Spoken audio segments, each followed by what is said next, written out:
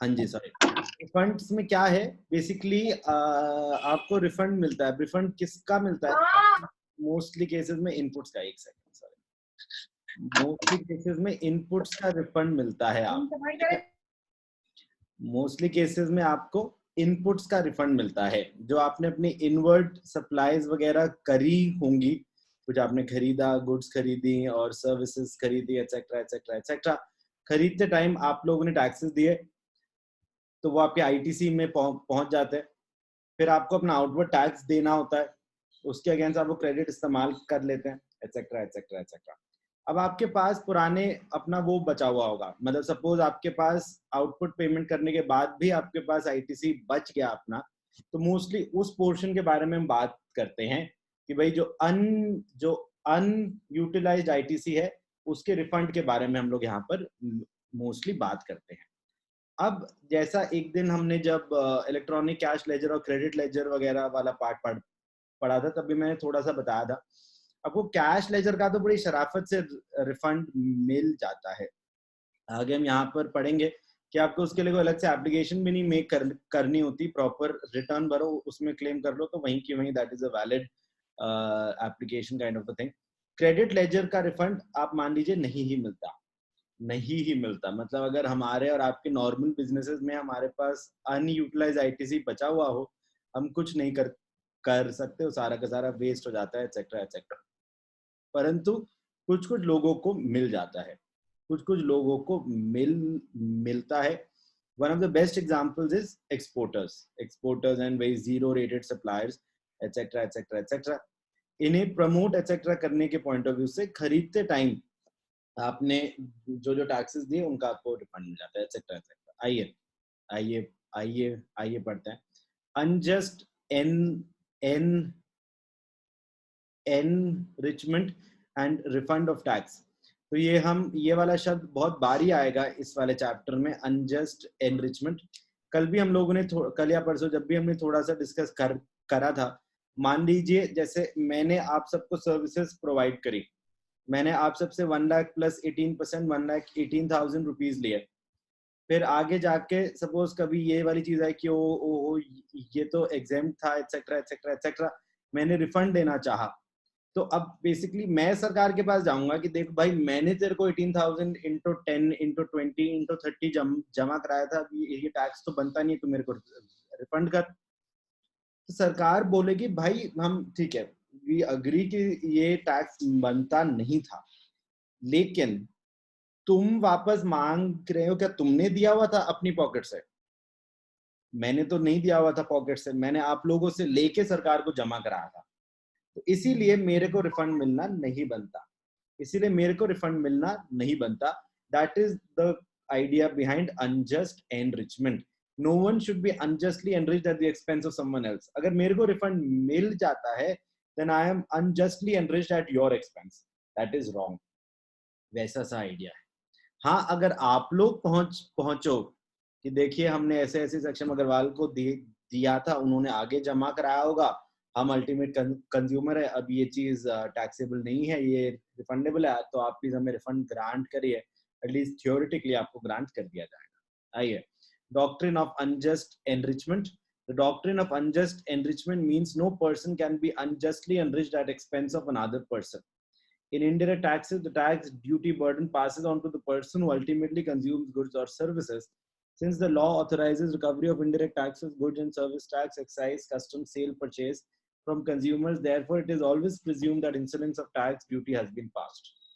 Therefore, if any refund becomes due to the supplier importer, then supplier importer has recovered the tax from the consumer. Thus, to be fair, refund should be made to the consumers. जैसे हमारे example में, if any refund becomes due to me, लेकिन I have collected it from you, तो इसीलिए आपको मिलना चाहिए।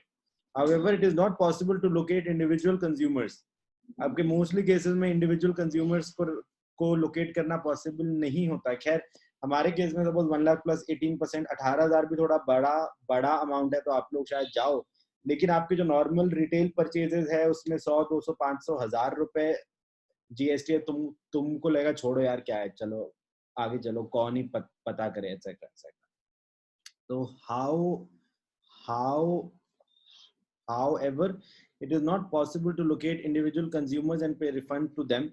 Also, without authority of law, government cannot retain the excess tax. सरकार भी नहीं रख सकती अपने पास, तो कंज्यूमर वेलफेयर फंड में डाल दिया जाता है, इनडायरेक्टली आप पे और हम पे स्पेंड होता है. Therefore, 54(8) of CGST Act has been introduced, which provides that any refund due to a recipient shall be transferred to Consumer Welfare Fund and will be used for the purpose of protection and welfare of the consumers. The refund shall be granted to the supplier only if he proves that incidence of tax has not been passed by any other person or in certain other specified cases. List out the situations that may necessitate refund claim. कब कब क्या क्या क्या लिखा हुआ है देखिए. Situation leading to refund claims. A claim for refund may arise in the following situations. Goods or services are exported.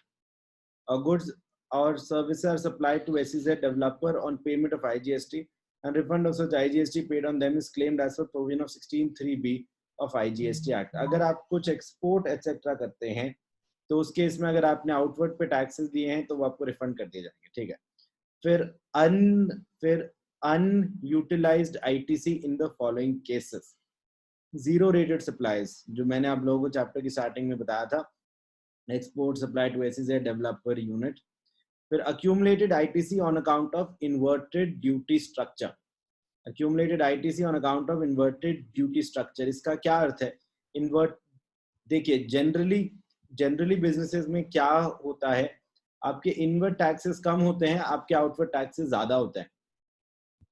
तो मतलब इन जनरल आपकी खरीद कम होगी दैन योर सेल्स.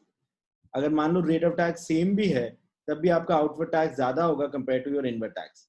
लेकिन कुछ कुछ चीजों में ना आपके आउटवर्ड जो चीज है, सपोज वो थोड़ी बेसिक चीज है कंपैरेटिवली, तो सरकार ने उन चीजों पे रेट ऑफ टैक्स काफी कम करा हुआ है. अब तुम्हारे पास अनयूटिलाइज आईटीसी बहुत सारा बच जाएगा. चलो ठीक है, तो that is what is known as inverted duty structure. जब इनपुट टैक्स वगैरह ज्यादा होता है, आउटपुट टैक्स कम होता है, बिकॉज ये नॉर्मल से इन्वर्टेड है. तो इन वाले सिनारियो में भी तुम एक जेन्युइन इंसान हो और तुम्हें भी रिफंड मिल जाएगा. फिर tax paid on supply of goods regarded as deemed exports might be claimed by the recipient. Refund of any balance in cash ledger, हमारी पहले भी बात हुई थी, कैश लेजर का रिफंड बहुत ही आसानी से मिल जाता है.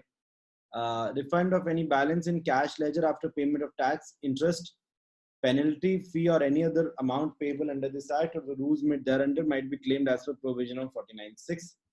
Refund on account of issuance of refund vouchers for taxes paid on advances against which goods or services have not been supplied might be claimed as per provision of this. Refund voucher का क्या अर्थ है मैं आपको थोड़ा सा बताऊं. मान लीजिए भाई हमारा आपका ट्रांजैक्शन है 1 लाख रुपीज प्लस 18%, 1,18,000 का.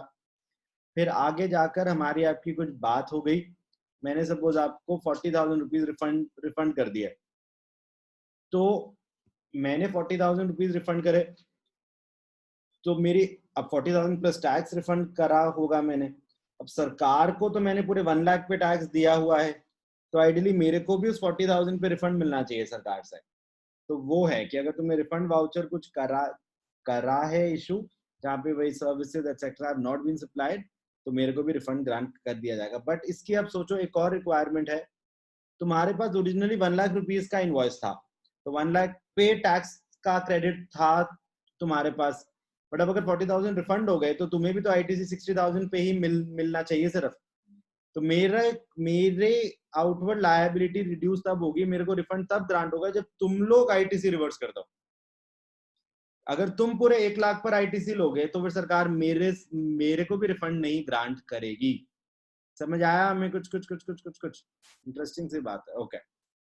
फिर refund of tax wrongly collected and paid to the government, CGST, SGST paid by treating the supply as intrastate supply which is subsequently held as interstate supply, etc. जो हमने I think कल परसों भी बात करी थी. अगर आपने गलत टैक्स गलत जगह पर डिपॉजिट करवा दिया है तो आप वहां से रिफंड मांगिए और नई वाली जगह पर जमा कराइए. ओके. फिर उसके बाद आ जाइए आगे. ये ना एक्चुअली ये 3-4 बार आ गया ये वाला पेज जोश में. ओके. फिर उसके बाद आइए आगे 16.2. The IGST paid by tourist leaving India on any supply of goods taken out of India by him. ये वाली चीज बाहर भी काफी सारी कंट्रीज में होती है। आप खरीदते टाइम लोकल टैक्सेस वगैरह की पेमेंट करते हैं, फिर जब आप बाहर, तो अगर आप इन्वॉइसेस वगैरह संभाल कर रखें और आप उस कंट्री से वापस जाते टाइम आपको इन्वॉइसेस वगैरह दिखा के लोकल टैक्सेस उनसे वापस मांग सकते हो। थियोरेटिकली तो है, बाकी पता नहीं। मैं इसको ऐसे सोच रहा रहा होता हूँ, क्या है लिखा हुआ, IGST paid by tourist living India on any supply goods taken out of India by him. ऊपर हमने देखा था ना, एक्सपोर्ट्स वालों पे रिफंड मिल जाता है, ऐसे इधर भी एक टूरिस्ट सामान खरीद के इंडिया से बाहर गया है तो उसको भी रिफंड मिल जाएगा। ठीक है। The tax becomes refundable as a consequence of judgment, decree, order, or direction of appellate authority, tribunal, or any court. On finalization of provisional assessment, provisional assessment हमने सुना होगा, तो provisional assessment के तहत तुमने थोड़ा बहुत टैक्स वगैरह जमा करा दिया, अब आगे जाके अगर उससे कम अमाउंट निकल के आता है, जब प्रॉपर फाइनल ऑर्डर आ गया, तो फिर जितना भी एक्स्ट्रा है आपको वापस कर दिया जाएगा। If any tax becomes refundable to assessee on account of assessed tax and final assessment being less than the tax deposited by the assessee as per section 60. Refund of tax on purchase made by UN bodies or embassies, हम लोग लगभग हर एक class में इनके बारे में बात करते हैं। Okay. Write a note on refund of taxes. Refund of tax. Application of refund to be made in prescribed form within 2 years from the relevant date. ये 2 साल वाली चीज को थोड़ा सा ध्यान रखिए।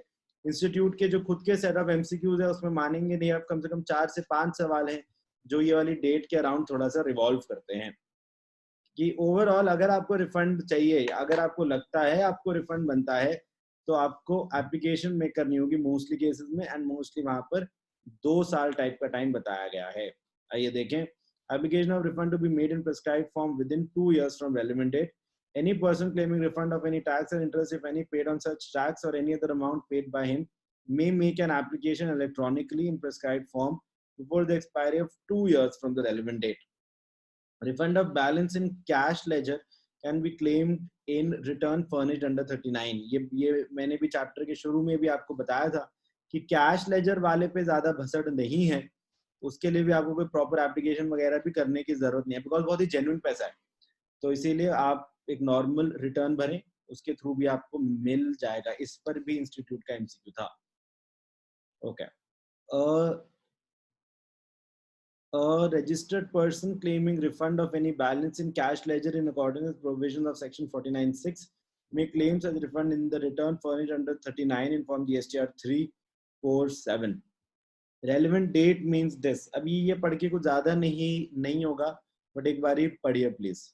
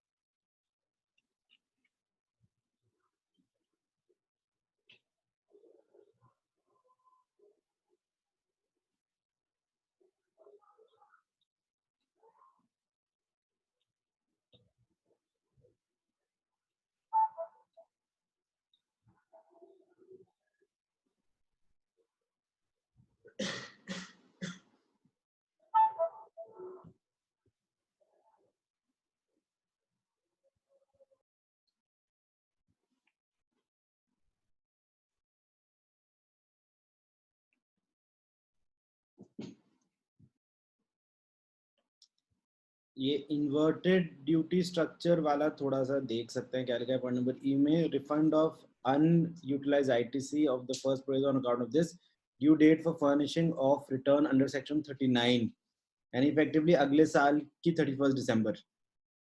ठीक है, ऐसे कुछ आई विल सी। ओके, फिर documentary evidences to be furnished, अगर आपको रिफंड चाहिए तो आपको कोई डॉक्यूमेंट्री एविडेंसेस देने हैं। The application shall be accompanied by such documentary evidence as may be prescribed to establish that a refund is due to the applicant, and such documentary or other evidence, including the documents referred to in 33, as the applicant may furnish to establish that the amount of tax and interest, if any, paid on such tax or any other amount paid in relation to which such refund is claimed was collected from or paid by him and the incidence of tax has not been passed। भाई आपको ये prove करना है कि effectively आप ही की जेब से वो टैक्स गया हुआ है, तभी आपको रिफंड का हक बनता है। Documentary evidence is not required if refund claim is less than 2 lakh. Okay, फिर order of refund sum to be credited to fund if on receipt of any such application the proper officer is satisfied that the whole or part of the amount claimed is refundable, he may make an order accordingly and the amounts shall be credited to the fund। Time limit for sanction 60 days from the date of refund application। ये भी थोड़ा सा ध्यान रखें, refund application के 60 दिनों के अंदर अंदर we'll try कि हम आपको रिफंड ग्रांट कर दें। The proper officer shall issue the refund order within 60 days from the date of receipt of application complete in all respects। The time limit of 60 days shall be counted from the date of filing claim for refund as mentioned in acknowledgement receipt for refund claim। Okay, refund of state tax in prescribed manner। The government may disburse the refund of the state tax in such manner as may be prescribed। कुछ नया है पता नहीं। फिर आगे no refund below ₹1000। Okay, क्या लिखा है, no refund shall be paid to an applicant if the amount is less than ₹1000। The limit of 1000 shall apply for each tax head separately and not cumulatively। Okay, further the limit would not apply in case of refund of excess balance in cash ledger। Okay, the refund includes this ठीक है। To explain the manner of filing application for refund of tax, interest, penalty, fee or any other amount। Application for refund of tax, interest, penalty, fee, electronic refund application। Any person except the person covered under notification issued under section 55 claiming the refund of any tax, interest, penalty, fee or any other amount paid by him other than refund of integrated tax paid on goods exported out of India may file an application electronically in form GST RFD 01 through the common portal। Refund of amount in cash ledger can be claimed through return। पहले भी मैंने कहा था ये वाली चीज थोड़ी important है, मैं आपको थोड़ा सा बताऊं कैसे। तो एक आध एमसीक्यू थे इंस्टीट्यूट के, उसमें बोला था बताओ इनमें से किस किस केस में रिफंड मिलेगा। तो इसमें ना दोनों तीनों पॉइंट मिक्स करे हुए थे। एक तो वो कि तुम्हें 2 साल के अंदर एप्लीकेशन मेक करनी होती है, तो एक दो पॉइंट उसके थे कि भाई ये सीन था, उसने इस दिन पर एप्लीकेशन मेक करी, ये था उसने इस दिन पर एप्लीकेशन मेक करी। तो उसमें एक आध ये वाले भी थे कि कैश लेजर में से करना था और बंदे ने एप्लीकेशन मेक करी ही नहीं, और फिर उसमें से फिर आपको सेलेक्ट करना था 1 2 3 4 में से कौन से में रिफंड आएगा। तो थोड़ा सा अच्छा सा क्वेश्चन था। ओके, क्या है लिखा हुआ, any claim for refund relating to balance in cash ledger in accordance with provision of 49(6) might be made through the return furnished for the relevant tax period in 3B or 4 or 7 as the case might be। Presently the application for refund in cash ledger is also being filed in form RFD 01A। अच्छा, while filing refund application, the applicant needs to select the reason of refund as refund on excess of this। Therefore, thereafter the balance amount in cash is auto-populated in the send refund application। The applicant enters the amount of refund to be claimed। फिर आइए suppliers of goods or services to SEZ। I hope अब तक हमें ये वाली clarity है कि आपके एक्सपोर्ट और SEZ और EOU इन सबको वही जीरो रेटेड वगैरह में काउंट होता है और बड़ी शराफत से इनको रिफंड मिलता है। In respect of supplies to an SEZ or SEZ developer, the application for refund shall be filed by the supplier of goods after such goods have been admitted in full in the SEZ for authorized operation। वही तो SEZ पहुंच गया, इस type का भी आपको proof देना होगा। Supplier of service along with such evidence regarding receipt of service for authorized operation as endorsed by the specified officer of the zone। ये अलग अलग लिखा हुआ है। बेसिकली गुड्स को तो ट्रैक करना कंपैरेटिवली आसान है, सर्विसेज को ट्रैक करना थोड़ा सा और मुश्किल है। इसीलिए प्रॉपर ऑफिसर से कुछ ऑथराइजेशन चाहिए. Refund of advance tax to be claimed in last return by NRTP. NRTP और कैपिटल टैक्सेबल पर्सन ये थोड़े थोड़े टाइम के लिए ही, भाई 90 प्लस 90 दिन वगैरह के लिए ही आते हैं. तो इन्होंने जो एक्सेस टैक्स दिया होगा, आपको ध्यान होगा, इनको एडवांस डिपॉजिट ऑफ टैक्स कराना होता है. तो अगर वो बच जाता है आखिर में, तो आप लास्ट रिटर्न में क्लेम करिए.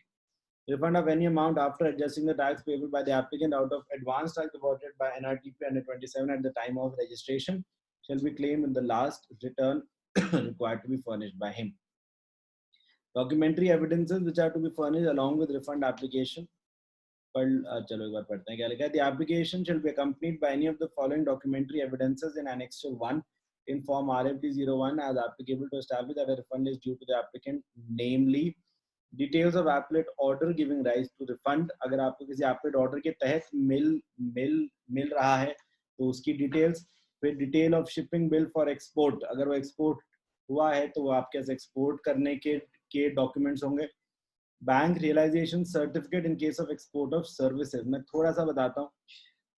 आपका export of goods and export of services, तो गुड्स को तो फिजिकली ट्रैक करना आसान है, तो एक्सपोर्ट हुई है, प्लस कस्टम्स तो स्टार्टिंग से रहा ही है, तो कस्टम्स पे सब सेट हुआ हुआ है.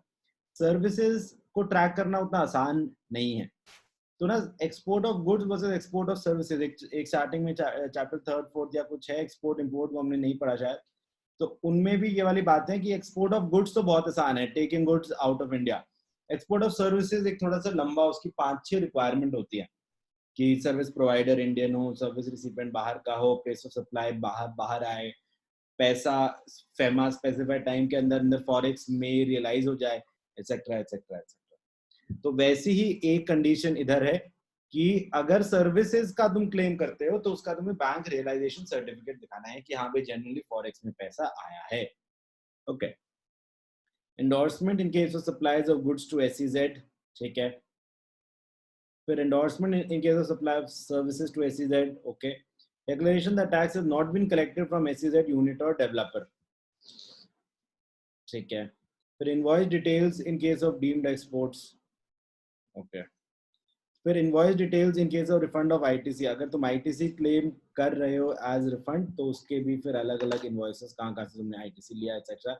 Detail of final assessment order giving rise to refund. हमने वहाँ देखा था ना provisional assessment कराया है तो तब फिर उसके बाद फाइनल आ गया तो एक्स्ट्रा है तो वो रिफंड कर देंगे, तो वही चीज लिखी हुई है.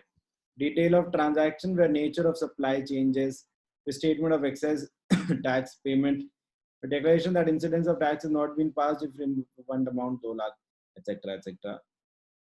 आप लोग एक बार ही पढ़िए ये वाला पूरा का पूरा ना, फिर से जो पॉइंट नंबर आई थिंक 4 है ये, नहीं जो भी है सेकंड पॉइंट जो लिखा हुआ है, नहीं इनफैक्ट हाँ पूरा पूरा पूरा का पूरा फोर्थ पॉइंट एक बार थोड़ा सा देखिए प्लीज.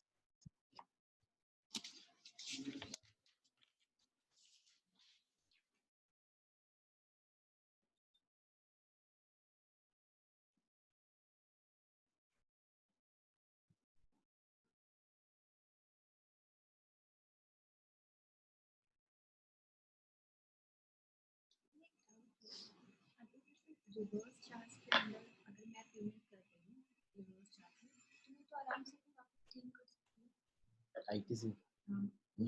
ऐसे में अगर वो पे नहीं कर रहा तो मैंने तो सप्लायर के बिहाफ में पे किया. हाँ तो आपको मिल जाएगा आईटीसी, वो तो नॉर्मली भी मिल जाएगा.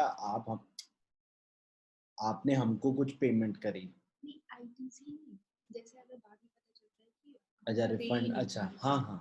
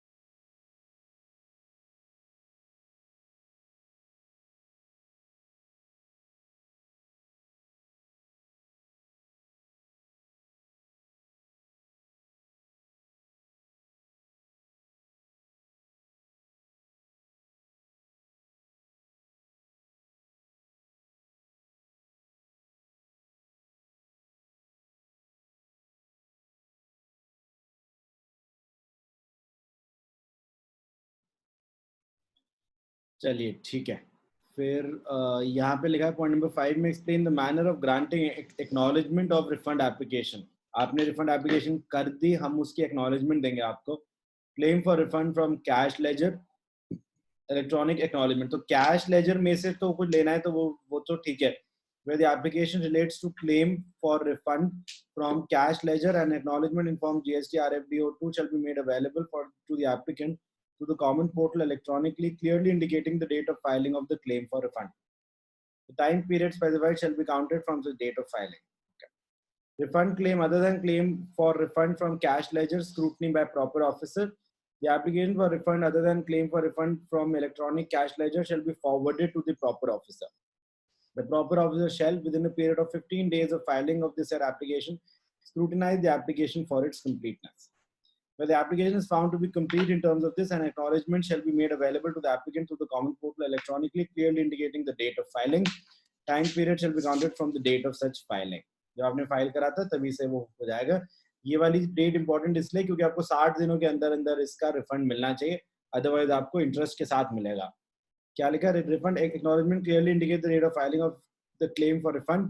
Refund order is required to be issued within 60 days from the date of filing claim for refund as mentioned in the said acknowledgement.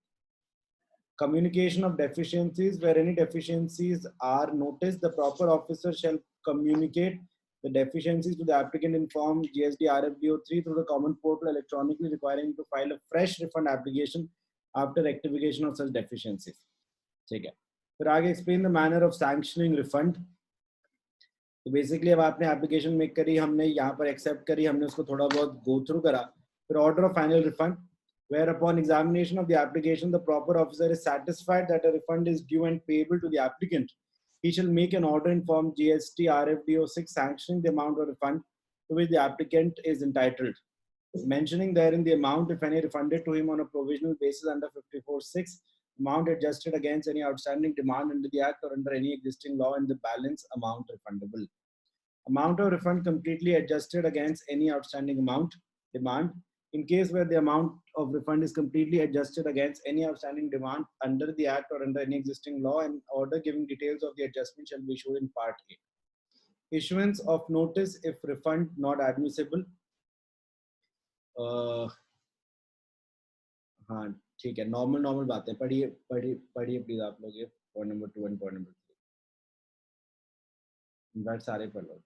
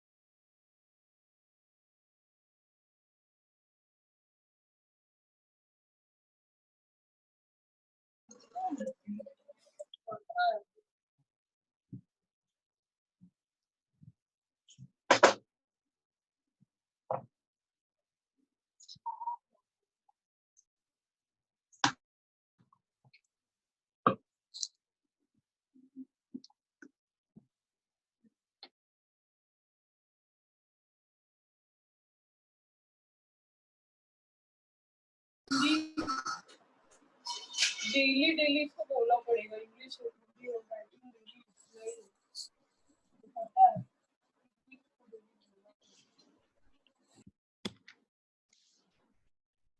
ठीक है, फिर एक बार देखिए क्या लिखा है, electronic payment of final refund.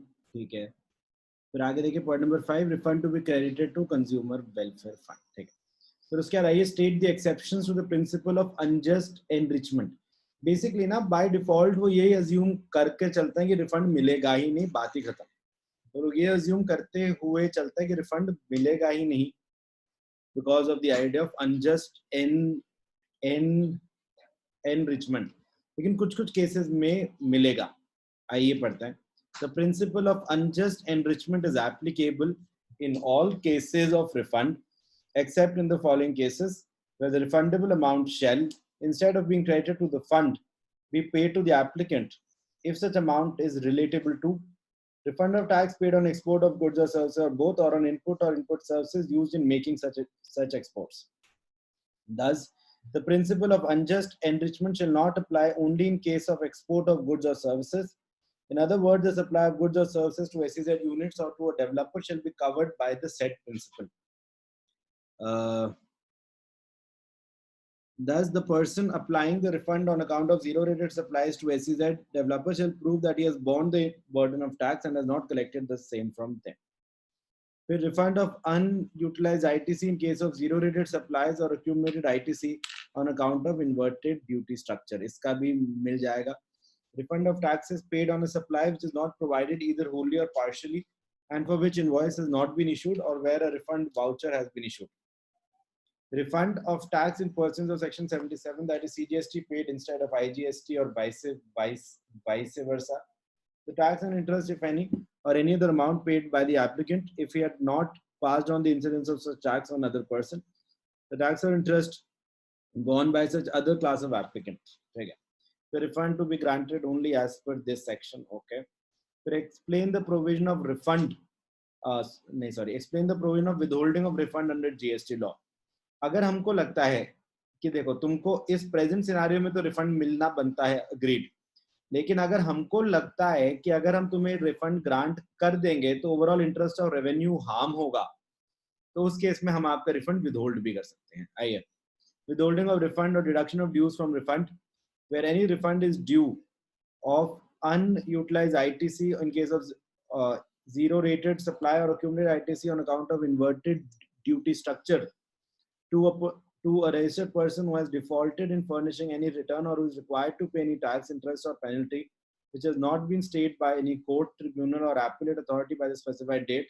The proper officer may withhold payment of refund due until the said person has furnished the return or paid the tax, interest or penalty as the case might be, deduct from any this specified date this. The withholding of refund till disposal of appeal, where an order giving rise to refund is the subject matter of an appeal or further proceedings, or where any other proceeding under this act is pending and the commissioner is of the opinion that grant of such refund is likely to adversely affect the revenue, कि भाई तुम भाग जाओगे, in the said appeal or other proceeding on account of malfeasance or fraud committed, he may, after giving the taxable person an opportunity of being heard, withhold the refund till such time as may be determined. Right? Order withholding refund, ठीक है. Interest on withheld refund, आपको obviously withheld refund पे interest भी मिलेगा, क्योंकि यहाँ पे तो और भी genuine case है फिर तुम्हारा. Where a refund is withheld under this, the taxable person shall, notwithstanding anything under 1856, be entitled to interest at such rate not exceeding 6% as might be notified on the recommendation of the council. If as a result of the appeal or further proceeding he becomes entitled to refund, interest at 6% has been notified. इसमें ना वो 60 day का gap भी नहीं आएगा. देखो क्या लिखा है, कब से कब तक ये बताया इसने, नहीं बताया, चलो ठीक है. फिर आइए, refund in special cases, discuss the provision relating to refund of the amount of advance tax deposited by casual taxable person. बड़ी ही सिंपल सी बात है, पढ़िए आप लोग प्लीज, देखिए.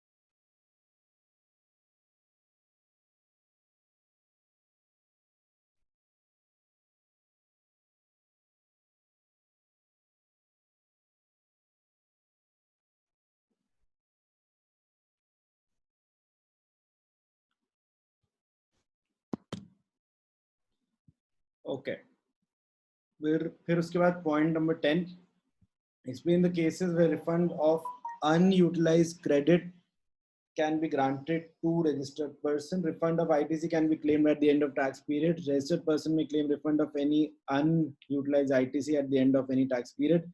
Cases when refund of unutilized ITC is allowed. Zero rated supplies made without payment of tax. अगर आपने by chance output पे टैक्स दिया है ना, तो आपको रिफंड नहीं मिलेगा, मतलब उस पे फिर आपको output versus input set of कराने के बाद जो बच जाएगा उसका रिफंड मिलेगा। देखिए क्या लिखा है, zero rate supply made without payment of tax. Zero rate supply means any of the following supplies of goods, namely export of goods or services, both supply of goods or services to an SEZ. In such cases, refund of unutilized ITC at the end of any tax period of amount determined under Rule 89(4) shall be granted to the applicant, and the electronic credit ledger shall be debited by the applicant by an amount equal to the refund so claimed. Inverted duty structure where the credit has accumulated on account of rate of tax on inputs being higher, वही वो जो cases जो हम काफी बारी बात कर चुके हैं।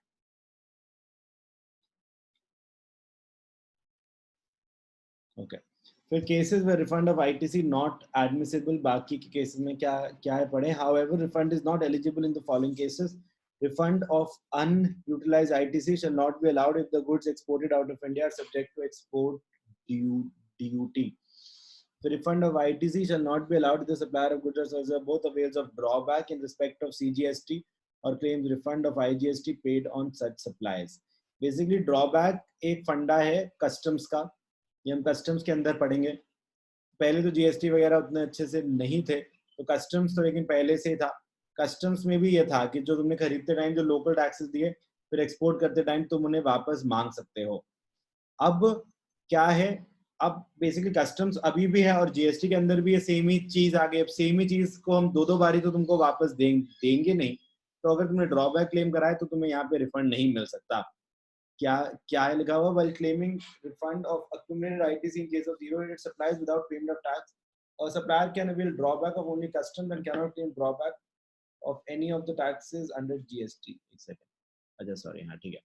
तो क्या लिखा central diseases, in other words, a supplier availing drawback of only BCD shall be eligible for refund of unutilized ITC of central diseases.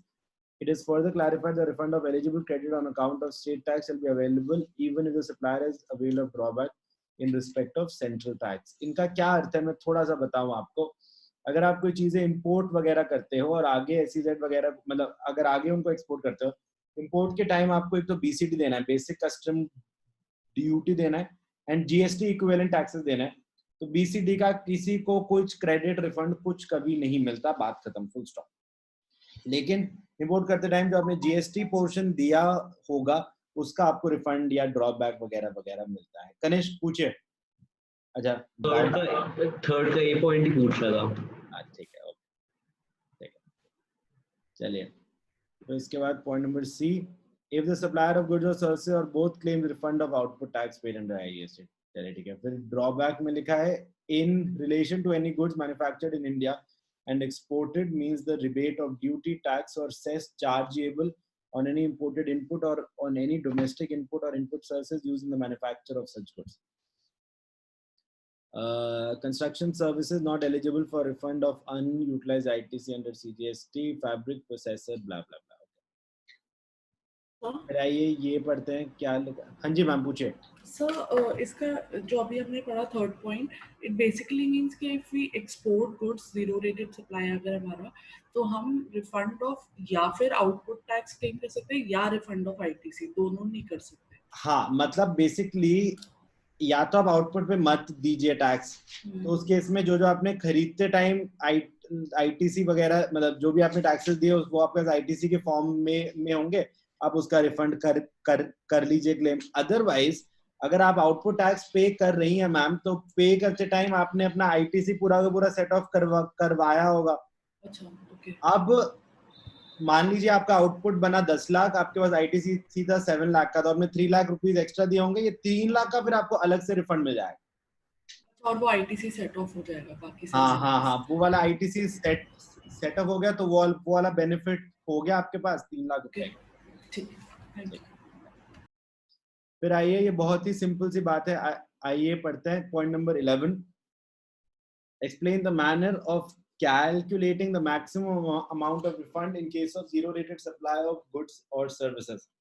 The manner of calculating the maximum amount of refund in case of zero rated supply of goods or services is as under. Refund in case of zero rated supplies. In the case of zero rated supply of goods or services, both without payment of tax under bond or LUT in accordance with provision of this, refund will be इतना. देखिए बड़ी simple सी बात है, आपके ITC को इसने proportionate कर दिया, आपके आईटीसी को इसने प्रोपोर्शनेट कर दिया एक्सपोर्ट अपॉन टोटल. बट एक बारी पढ़ते हैं. Refund amount is equal to turnover of zero rated supply of goods plus turnover of zero rated supply of services divided by adjusted total turnover multiplied by the net ITC. तो एक बारी को prima facie बड़ी simple सी बात लगती है. आइए, where refund amount means the maximum refund that is admissible. Net ITC means ITC available. हाँ, अब ये चीज important है. Net ITC means ITC availed on input and input services during the relevant period other than ITC availed for which refund is claimed under this. तो कहीं और refund claim कर लिया तो वो तो हटा ही दो. बट मोर इम्पोर्टेंटली देखो, सिर्फ इनपुट और इनपुट सर्विसेज लिखा है. क्या चीज मिसिंग है? Capital goods. कैपिटल गुड्स लिखा हुआ नहीं है. हाँ जी, तो कैपिटल गुड्स का आपको रिफंड नहीं मिलता. कैपिटल गुड्स का आपको रिफंड इफेक्टिवली नहीं मिलता. प्लीज ध्यान रखिएगा. आपके पास क्वेश्चंस आएंगे, उसमें उसने बोला होगा इसका ये है, इसका ये है, इसका ये है, तो बताओ कितना रिफंड है. तो उसमें उसको आपको नहीं काउंट करना. Okay. Turnover of zero rated supply of goods means the value of zero rated supply of goods made during the relevant period without payment of tax under bond or LUT other than turnover of supplies in respect of which refund is claimed under 89 4A or 4B or both. Turnover of zero rated supply of services means the value of zero rated supply of services made without payment of tax under bond or LUT calculated in the following manner. शायद ना थोड़ा order यहाँ वहाँ है, आगे कहीं ना कहीं तो है शायद, या फिर एक बार कर लीजिए शेयर, फिर उसके बाद देखिएगा. ओके. फिर zero rated supply of service is the aggregate of payment received during the relevant period. हाँ, ये वाली चीज एक बार पढ़ना. ये वाला जो पैरा है 16.10 पे टॉप का. नेक्स्ट पेज से मानिए.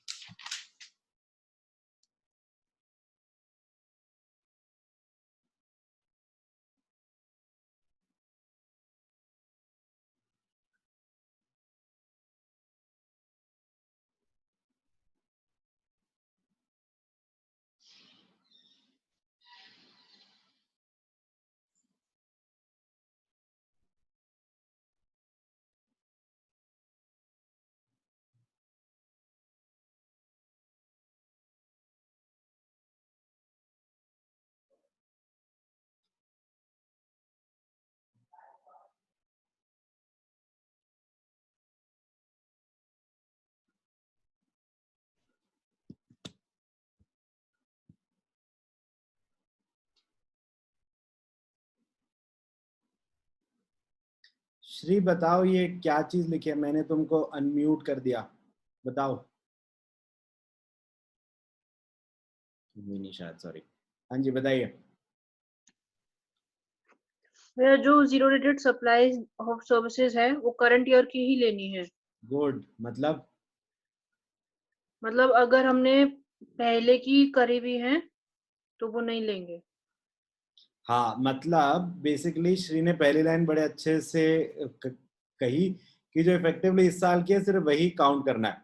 तो मान लो कुछ पैसा तुम्हें पिछले सालों में एज एडवांस मिला हुआ था, लेकिन वो सर्विस प्रोवाइड करी है अभी, तो वो भी काउंट होगा. ऐसे मान लो इस साल कुछ एडवांस मिला हुआ है जिसका तुम देने वाले हो आगे, बट अभी नहीं करा प्रोवाइड, तो उसका काउंट नहीं होगा. समझ आया सबको? इफेक्टिवली इस साल की जितनी है. Thank you so much Shri. Okay. फिर adjusted total turnover means the sum total value of turnover in this excluding the value of exempt supplies other than zero rated supplies.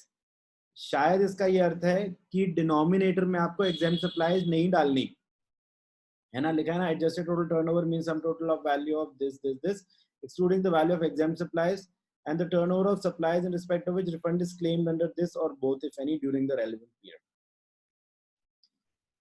फिर relevant period means the period for which claim has been filed. Okay. फिर आगे refund of ITC on input and input services other than those for which benefit of deemed exports is claimed. ठीक है. फिर refund of ITC in specified situations.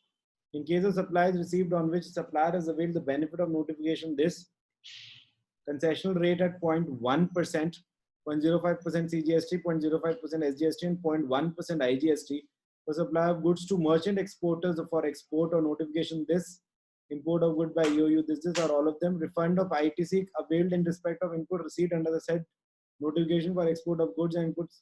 Tax credit availed in respect of other input to the extent used in making such export shall be granted. मैं थोड़ा सा आपको बताता हूँ. मान लीजिए आप इंडिया से सामान खरीद के एक्सपोर्टर्स को सेल करते हैं, या आप सामान बना के एक्सपोर्टर्स को सेल करते हैं. अब नॉर्मली तो आप तो एक्सपोर्ट नहीं कर रहे, तो आपको तो नॉर्मली टैक्स लेके आगे देना होगा, एक्सेट्रा एक्सेट्रा. अब लेकिन वो एक्सपोर्टर का काम बढ़ा दिया आपने उससे टैक्स लिया, तो अब वो आईटीसी का रिफंड लेगा. तो सरकार ने एक और चीज बनाई है, ये डीम्ड एक्सपोर्ट एट टाइम्स इसको बोलते हैं. If you are selling to a merchant exporter, तो कहा कि तुम सिर्फ 0.1% एक्सेट्रा की पेमेंट कर दो. तो वैसा सा एक आइडिया, बाकी देखेंगे जब आगे कुछ आएगा. Amount refunded as ITC to be debited in credit ledger. ठीक है, एक बार रुक जाइए, इसका कोई सवाल देखें आगे. ये तो इन्वर्टेड वाले का आ गया, इन्वर्टेड वाले का है.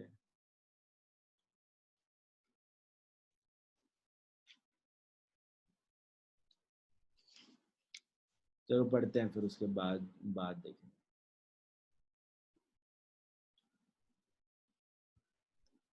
फिर ये इन्वर्टेड ड्यूटी स्ट्रक्चर, बहुत ही सिंपल सी बात है, पढ़िए, फिर उसके बाद किसी से पूछता हूं मैं.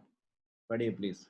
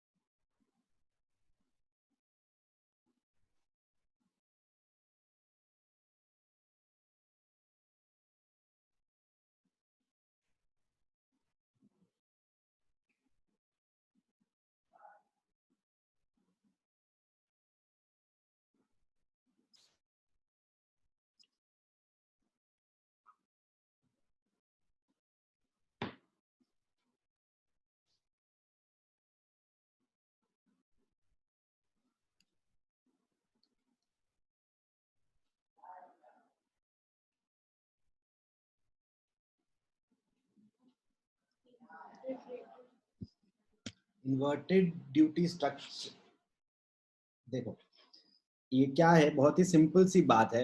इन्वर्टेड ड्यूटी स्ट्रक्चर क्या था, जहां पर आपका इनपुट टैक्स जनरली हायर है देन योर आउटपुट टैक्स. मान लीजिए आपके इनपुट्स पर 18% का रेट है और आउटपुट पे 5% का रेट है. This is what they call as an inverted duty structure, और इन पे आपको रिफंड वगैरह मिलना पड़ता है.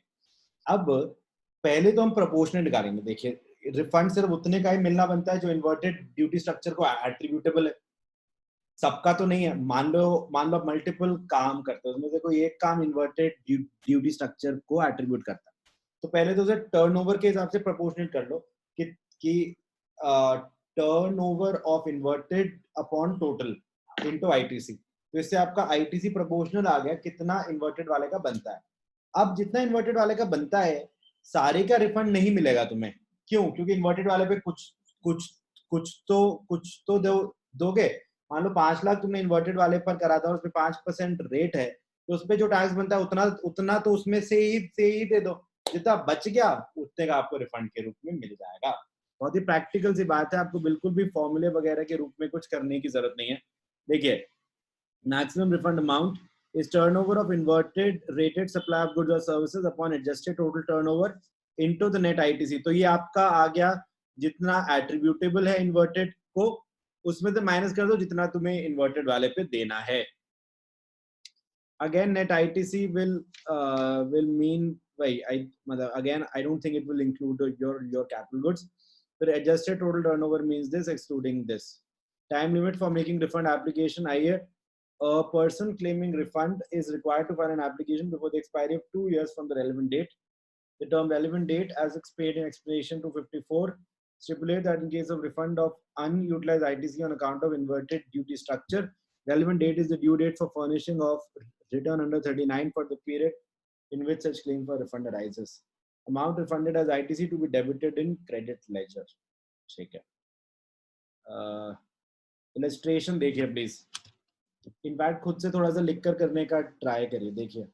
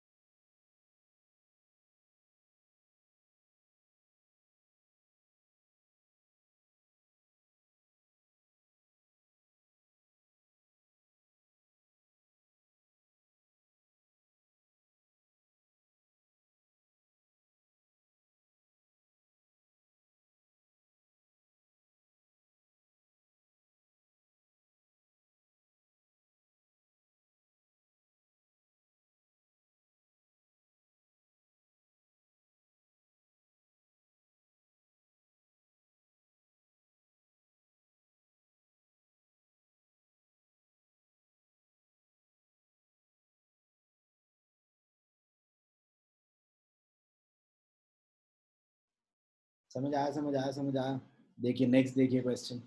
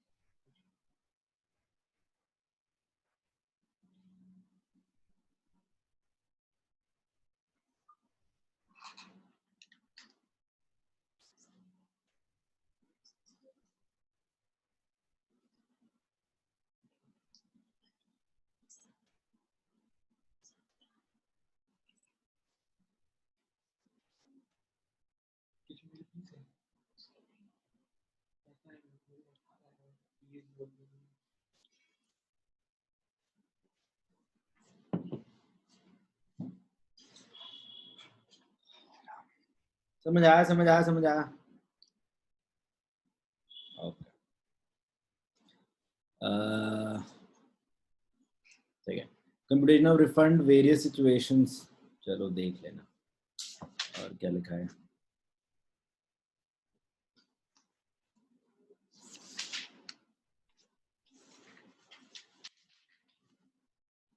फिर आइए प्रोविजनल रिफंड, थोड़ा सा इंपॉर्टेंट, उतना नहीं है बट ठीक है। प्रोविजनल रिफंड, अब पूरा चैप्टर लगभग खत्म हो गया, इसमें यही बात होती रही रिफंड नहीं देंगे नहीं देंगे, देंगे तो बहुत ही सिलेक्टेड लोगों को, ऐसे देंगे वैसे देंगे वगैरह वगैरह वगैरह। तो बड़ा अजीब सा लगता है प्रोविजनल रिफंड शब्द सुन के। कहते हैं जिनका जेन्युइन है उनको तो तुमने दिया नहीं, तो प्रोविजनल रिफंड की तुम क्या ही बातें करते हो। बट ऐसा ऐसा कुछ कुछ एग्जिस्ट करता है अपेरेंटली। बेसिकली प्रोविजनल रिफंड किन के लिए बनाया गया? सिर्फ और सिर्फ exporters, for no one else, सिर्फ और सिर्फ एक्सपोर्टर्स के लिए बनाया गया है। उनका रफली कुछ ऐसा सा है, बाकी अभी पढ़ते हैं अच्छे से। रफली कुछ ऐसा सा है कि जितना भी तुम क्लेम करोगे उसका 90% तुम्हें रिफंड कर देंगे। जितना भी तुम क्लेम करोगे उसका 90% तुम्हें रिफंड कर देंगे। आइए, relevant provisions are discussed as under provisional refund of 90% of the amount claimed in case of zero rated supply of goods or services or both. Notwithstanding anything contained in 54(5), the proper officer may, in the case of any claim for refund on account of zero rated supply of goods or services or both made by registered person other than such category of registered person as may be notified by the government. Refund on account of zero rated supply of goods. Yeah.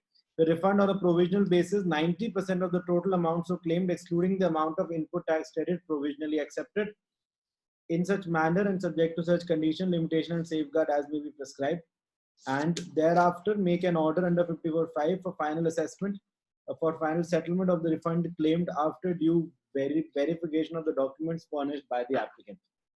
The remaining 10% can be refunded later after due verification of documents furnished by the applicant. Second, grant of provisional refund. Conditions for grant of provisional refund. The provisional refund in accordance with provision of 54(6) shall be granted subject to the condition that the person claiming refund has during any period of 5 years immediately preceding the tax period to which the claim for refund relates not been prosecuted for any offence under the act or under an existing law where the amount of tax evaded exceeds 2.5 crore. Sanction of provisional refund, okay. Your electronic payment of provisional refund. Disbursement of refund, the central government shall disburse the refund based on the consolidated payment advice issued as a. You write a note on credit of the amount of rejected refund claim. हाँ, तो अगर तुमने refund claim करा तो तुम्हारे credit ledger में से उतना रिड्यूस हो जाएगा। तुम्हारे पास आईटीसी सपोज 2 लाख का था, तुमने 80,000 का रिफंड क्लेम करा, अभी प्रोसेस में है, बट तुम्हारा क्रेडिट उतने से तभी के तभी रिड्यूस हो जाएगा। आगे जाके तुम्हारा रिफंड क्लेम रिजेक्ट हो गया तो वो वापस से तुम्हारे क्रेडिट में इंक्रीज कर दिया जाएगा। यही लिखा, पढ़ लो 14th।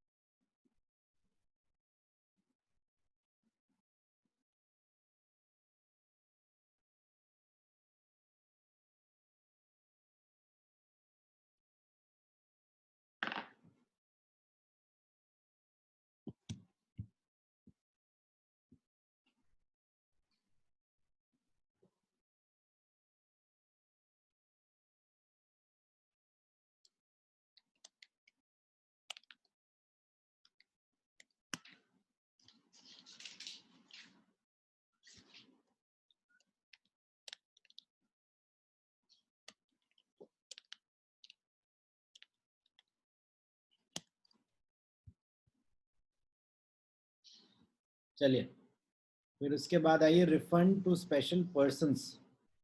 ये वही आ गई यूएन बॉडीज वगैरह वगैरह। Supplies made to UN bodies and embassies might be exempted from payment of GST as per international obligations. However, this exemption has been operationalized by way of a refund mechanism. So a taxable person making supplies to such bodies would charge the tax due and remit the same to government account. However, the UN bodies and other entities notified under this can claim refund of taxes paid by them in their purchases.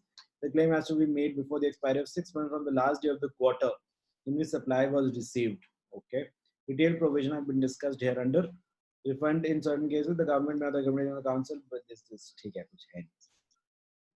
फिर उसके बाद आगे 16th point ठीक है कुछ है नहीं. आइए उसके बाद आइए interest on delayed refund. Interest on delayed refund. तो ओवरऑल रिफंड वाला प्रोसेस इन्होंने थोड़ा सा क्रिस्टलाइज करा है जीएसटी में. थोड़ी स्ट्रिक्ट टाइमलाइंस है और स्ट्रिक्टली इंटरेस्ट भी है. तो आपने जब भी अप्लाई करा आइडियली आपको उसके 60 डेज के अंदर अंदर रिफंड मिल जाएगा. नहीं मिलता है तो 61st डे के बाद से आपको इंटरेस्ट मिलना स्टार्ट हो जाएगा 6% पर ईयर के हिसाब से. आइए interest on delayed refund. Interest not exceeding 6% if refund is not paid within 60 days from receipt of application. If any tax ordered to be refunded under section 54(5) to any applicant and such tax is not refunded within 60 days from the date of receipt of application. ध्यान रखिएगा उस दिन से नहीं जिस दिन से बनता टाइप है, उस दिन से जब आपने अप्लाई किया. भले ही बनता पहले है बट तुमने अप्लाई करा, अप्लाई करने के 60 दिन के अंदर अंदर. Such tax is not refunded within 60 days from the date of receipt of application. Interest at such rate not exceeding 6% as may be specified in the notification issued by the government on the recommendation of the council shall be payable in respect of such refund from the date immediately after the expiry of 60 days from the date of receipt of application under said subsection till the date of refund of such tax. Interest at 6% has been notified. Refund अच्छा कब तक? जिस दिन तुम्हें मिलता नहीं है. till the date of refund. Approve कर दिया हमने नहीं, जब तक मिलता नहीं है तब तक. Refund as a consequence of adjudicating appellate authority order. अगर कोई appellate authority के order से आए तो शायद 9% लिखा हुआ है, बट ठीक है पता नहीं उतनी कुछ application है कि. फिर और क्या लिखा है? Write a note on order sanctioning interest on delayed refunds. Okay, ये पढ़ लीजिए प्लीज illustration.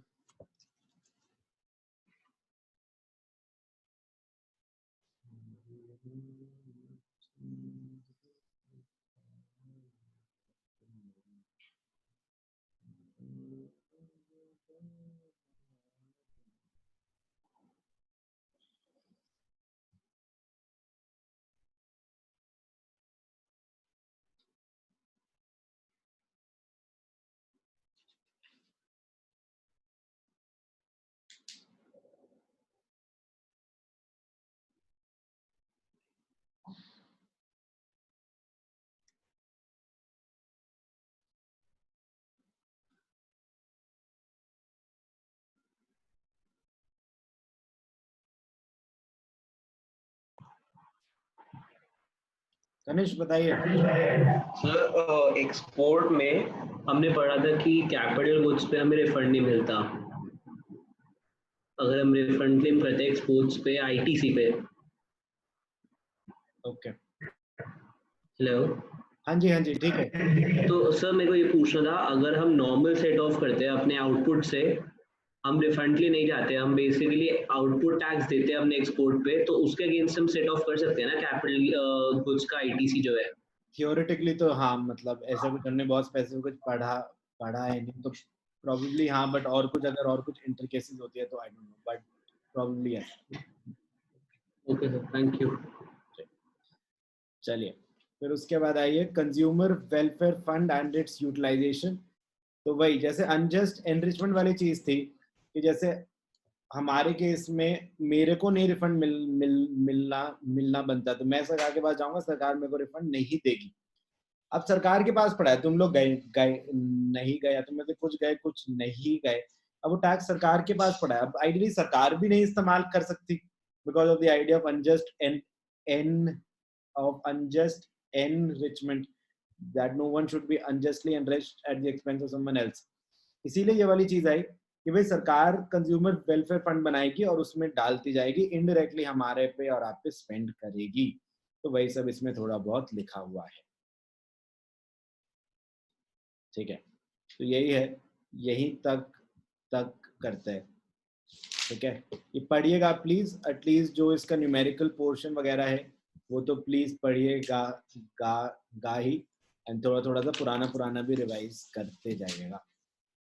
ठीक है, ठीक है, चलिए मैं बाकी टेस्ट का आपको और अच्छे से बताता हूँ। संता थोड़ी नाराज हुई थी कि क्या तूने मेरा लॉ का टेस्ट था फिर तूने फिर से वो रख दिया, मैं बताता हूँ, बट पढ़ते जाइए प्लीज। वो वाले टॉपिक एग्जामिशन बड़ा है, मैं कभी बोलूंगा फिर तुम लोग बोलोगे नहीं एग्जामिशन कैसे करें। मैं याद रहूंगा, मैं 3-4 दिनों से बोल रहा था कि एग्जामिशन का टेस्ट होगा, तो एग्जामिशन मैं हर बार याद करता हूँ, एग्जामिशन, कॉम्पोजिशन और रजिस्ट्रेशन। बढ़िया, बेस्ट ऑफ लक।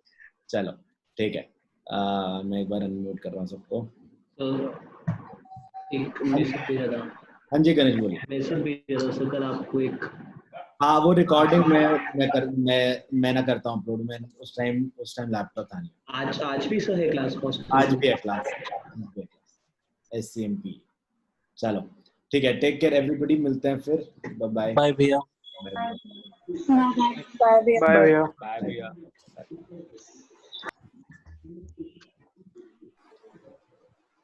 टेस्ट यार ये मैं